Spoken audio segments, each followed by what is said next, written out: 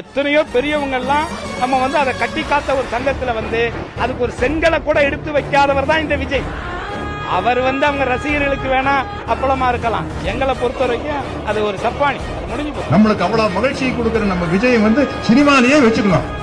சினிமாலேயே வச்சுக்கணும்னா என்ன பண்ணோம், நாம சந்தோஷமா இருக்கிறதுக்காக அவர் சினிமாக்கு அனுப்பிச்சிடணும். இல்ல அவர் போயிடுவாரு, அதுக்கு ஏதோ ஏற்பாடெல்லாம் நடந்துட்டு இருந்தா மறுபடியும் இருக்கிறதாலும் திமுக அழிக்கணும், திமுக அழிக்கணும், திமுக சொன்னவன பூராமே காணாம வந்தாலைங்களா.